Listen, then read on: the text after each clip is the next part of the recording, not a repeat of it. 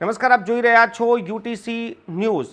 તાઇવાનમાં ભયાવક ભૂકંપના સમાચાર આવી રહ્યા છે। તાઇવાનમાં જે આ ભૂકંપનો આંચકો અનુભવાયો છે, આ આંચકાની જે તીવ્રતા છે તે 7.4ની તીવ્રતા હાલ જાણવા મળી રહી છે।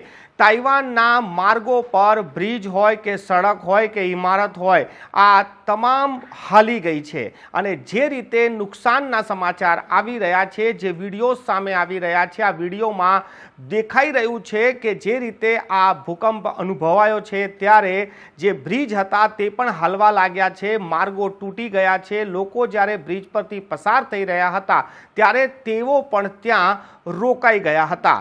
તાઇવાનની મોટી મોટી ઇમારતો હાલવા લાગી હતી અને ઘણી ઇમારતો ધરાશાયી પણ થયાના સમાચાર છે।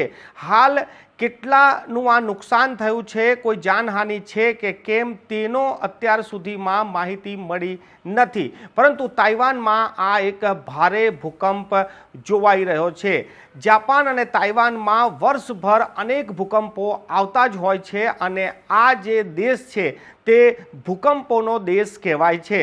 જાપાનની વાત કરીએ તો જાપાનમાં જે પાછલો સૌથી મોટો ભૂકંપ આવ્યો હતો અને મોટી જાનહાનિ થઈ હતી તે હતું વર્ષ 1999માં, જ્યાં 2400 લોકોના મોત પણ થયા હતા। આજે તાઇવાનમાં જે આ ભૂકંપ આવ્યો છે અને જે તસવીરો સામે આવી રહી છે, ખૂબ જ ડરાવની આ તસવીરો છે। મોટી મોટી ઇમારતો કાગળના મહેલની જેમ થરથર કાપી રહી છે અને આ જે ભૂકંપ આવ્યો છે તેનાથી મોટી ઇમારતો હોય કે પછી રાજમાર્ગો હોય કે પછી બ્રિજ હોય, આ તમામ વસ્તુ હાલવા લાગ્યા છે। ટ્વિટર પર તાઇવાનના ભૂકંપના વિડીયો હવે જેમ જેમ સામે આવી રહ્યા છે તેમ તેમ તસવીરો પણ સાફ થઈ રહી છે। આ વિડીયો આપ જોઈ શકો છો, જે સ્ક્રીન પર આપને અલગ અલગ વિડીયો દેખાઈ રહ્યા છે। આ વિડીયોમાં તાઇવાનના ભૂકંપના આ દ્રશ્યો છે અને ભૂકંપ બાદની શું પરિસ્થિતિનું નિર્માણ થયું છે તે પણ સામે આવી રહ્યું છે।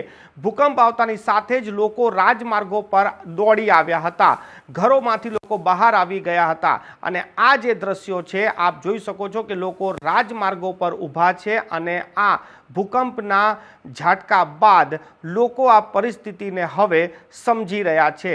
હાલ જે રીતે આ ભૂકંપ આવ્યો છે ત્યારબાદ કેટલાની જાનહાનિ કે પછી નુકસાન થયું છે તેનું આંકલન નથી, પરંતુ આ ભૂકંપ બાદ હવે સુનામીની પણ ચેતવણી જાહેર કરી દેવામાં આવી છે।